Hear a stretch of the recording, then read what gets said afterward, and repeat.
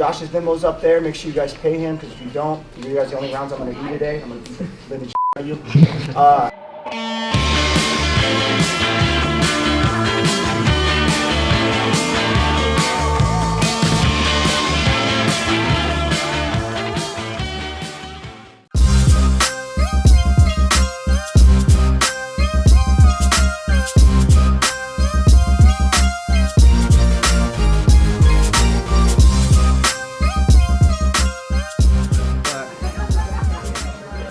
It's going to be an awesome seminar. I think everybody here knows who Josh is. He sucks at jiu-jitsu. We all know that. And that's why we brought him in. You guys are ready to rock. I'm going to give the floor to Josh right here. My focus when I teach is liking to fix the jiu-jitsu that you guys already do. I'll give you some suggestions, some things you could be working on that I like to, but don't think that you need to be working these specific techniques. And if I don't see you working that technique, I'll be offended. I want you to understand the idea. And the best way to understand an idea is to connect it to things you already know. But we're just going to kind of get in with one thought, and I always, anytime I'm teaching guard passing anymore, I always start with this thought no matter where we're gonna go, because that behind the knees, that idea of chest over chest and excessive distance is so simple, and it can just like make you able to play in the guard. And it's not like a thing where if I don't pass in the first 3 seconds, I'm probably going to get submitted or swept. You'll know where you're in danger of getting submitted or swept, and then you'll know how to avoid it, okay? And so how I explain this is that there are truly 2 safe distances to be at from the top position, okay? When I am here, right, we'll start it, we call this excessive distance. We'll start it really excessive. Jeff, jiu-jitsu me here. Okay. So excessive distance, right? Obviously, he cannot touch me. But what point am I in danger? How close can I get to him before I'm in danger? And a lot of times we just don't have a simple definition for this. And for me, it is my torso, or my chest is usually what I'm thinking about, over any part of his torso before I get to the second distance. The second distance is what we call chest over chest. Okay? So I showed you guys how far away I can run. Obviously, super simple. But let's look how being close and maybe some grips here, but just for right now when we're messing with this idea, don't let them, the best you can, touch your hips or your shoulders. We'll talk about how to do that better and why that matters later, but for right now, we're just looking at the distances, okay? Go ahead, I'm gonna keep my elbows and knees connected to keep them off my hips and shoulders. Go ahead and jiu-jitsu me, here we go.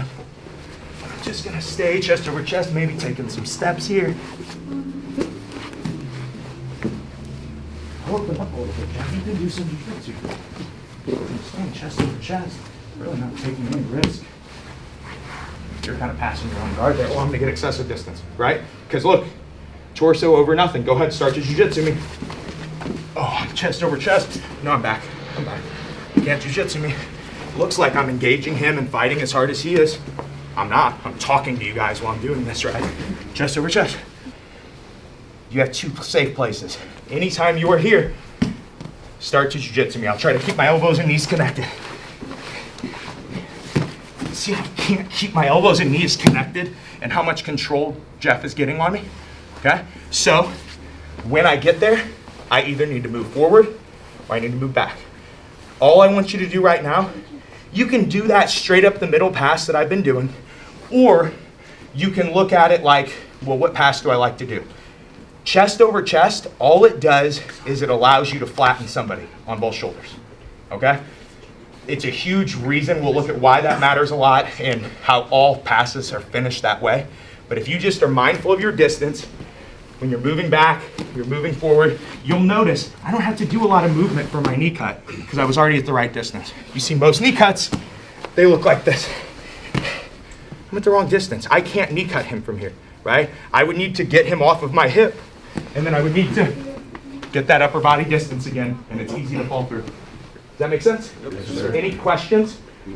No? All right, let's just do like 3 minutes and 3 minutes. Mess with this, whatever type of pass you want.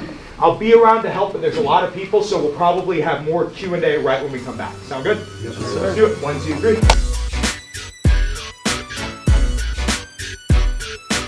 There's too many people. I have to stay off the mat. Bro, I'll tell you this. I watched some martial arts yesterday. we went about 30 minutes on the first drill before I realized we hadn't set a timer. And I was like, hey, maybe someone should have a timer.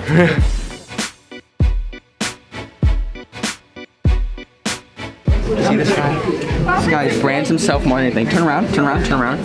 Talk about how you're scamming the good people of the Midwest and lying to them about chest over chest and chin over trap. Talk about that. Everything's made up. Nothing. Everything? This guy's a scam artist. Only trained with Kyle. He learned everything from Kyle. Got the head nod gi. No Watson stuff. We hate the Watson team. We don't support them. We hate the Watson team. We don't support them. It's all about Revive, Aries Bros, and Head Nod. Only tag team guys that matter. Everything I showed is just an observation, okay? It is just, this is what all of these really high-level people, this is the one thing that their passes have in common. And so, like, basically, I go over to help the black belts, and every time I would help them, it wasn't them going, hey, Josh, I need correction on this stuff. It was them going, hey, this expresses that idea too, this thing that I've done for years. Yeah, and a lot of times, just that little bit of notice of like, oh, that's all I'm doing on this, it makes it easier, right? You learn these ideas either through being on the mat for 15 years, but if they can be simplified to you, you can look through jiu-jitsu how a black belt looks through it. It doesn't make you a black belt, but it makes you at least get to learn a lot like how black belts learn. You show a black belt a technique, they can do it on everybody that day, right? That's kind of, if you had, as a white belt, if you had that ability, you wouldn't be a white belt for a very long time, you know? You would get better so much faster. When you're trying to troubleshoot a position. Distance and control, okay? So distance is chest over chest, chest over hips. You can really look at that. It works the same if I was on somebody's back, okay? He just doesn't like it when you ask questions. No, he doesn't. He doesn't. Yeah, I was like, that wasn't bad.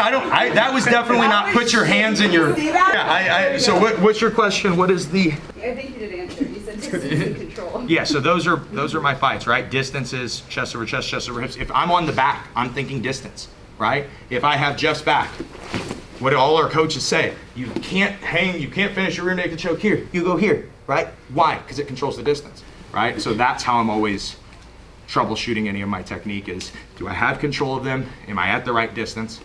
Those are my main two thoughts. Anything else? No, we're gonna let Alexis finish. We're gonna let Alexis. It kind of, yeah, it almost like killed all the momentum. It was like this seminar was feeling good, and now it doesn't. I don't know. All right, guys. Well, could we get a picture? Yeah, let's do a picture first. And then, yeah, we can roll. Thank you guys for coming. I really appreciate it.